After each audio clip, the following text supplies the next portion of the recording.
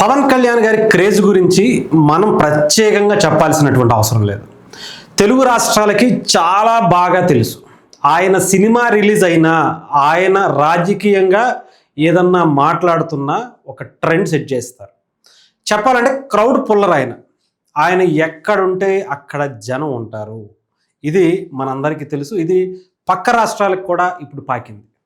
అంటే ఆయనలో ఉండేటువంటి నిజాయితీ కావచ్చు, ఆయనలో ఒక ప్రజలకి ఏదో మంచి చేయాలి అని ఒక బలమైనటువంటి సంకల్పం కావచ్చు.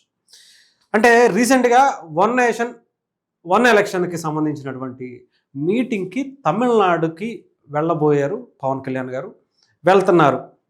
దీని మీద ఆయన వస్తున్నారు అని తెలిసినటువంటి తమిళనాడులో ఉన్నటువంటి అభిమానులు మీరు ఒక్కసారి చూడొచ్చు. ఏ రకంగా తమిళనాడులో చెన్నైలో ఎంత భారీగా స్వాగతం పలికారంటే నిజంగా ఒక రేంజ్లో ఉంది.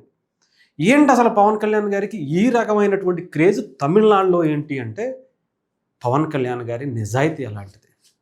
ఆయన ప్రజల కోసం నిలబడేటువంటి తీరు అలాంటిది.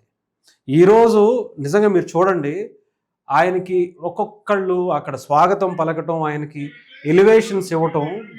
అసలు మొన్న కూడా మనం చూసాం, తమిళనాడులోకి సంబంధించినటువంటి కొన్ని టెంపుల్స్ ఆయన విజిట్ చేసినప్పుడు కూడా ఒక రేంజ్లో ఆయనకి స్వాగతం పలికారు.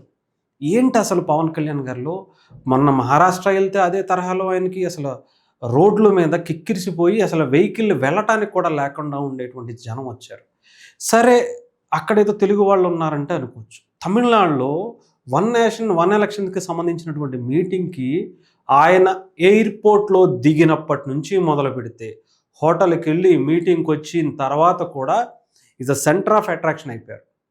అసలు పవన్ కళ్యాణ్ గారు చీఫ్ గెస్ట్గా వెళ్ళారు ఆ మీటింగ్కి, కానీ అక్కడ ఆయన్ని సరిగ్గా కూర్చొని మాట్లాడిచ్చేటువంటి పరిస్థితి కూడా లేకుండా పోయింది.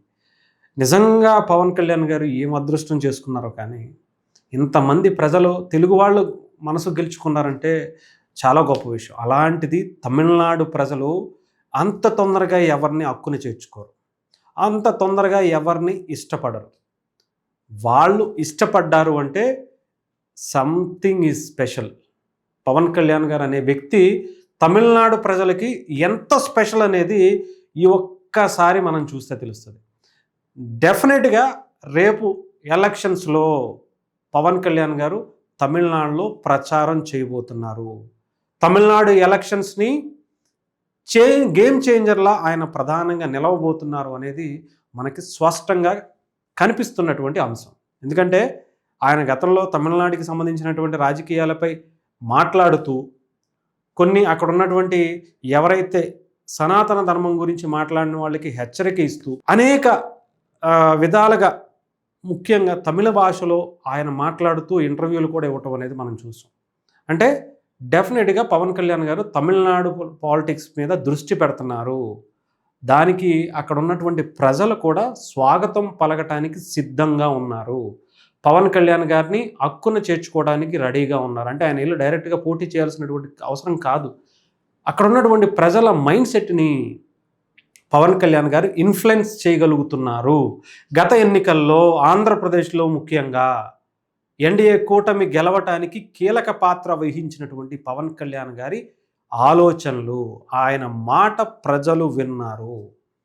అందుకే ఈసారి అటు కేంద్ర రాష్ట్ర ప్రభుత్వాల్లో ఎన్డీఏ కూటమి గెలిచి అధికారం చేయబట్టింది అంటే పవన్ కళ్యాణ్ గారిని నమ్మారు, పవన్ కళ్యాణ్ గారి మాటను వింటున్నారు.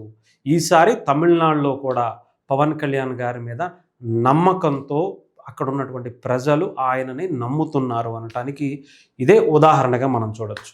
సో డెఫినెట్గా పవన్ కళ్యాణ్ గారి క్రేజ్ ఈసారి భారతదేశం ఇంకా ఇంకా ఇంకా చూడబోతుంది. ఆయన స్థాయిని ఇంకా ఇంకా పెరగబోతుంది అనడానికి ఆయన నిజాయితీయే దానికి కారణంగా మనం చెప్పచ్చు.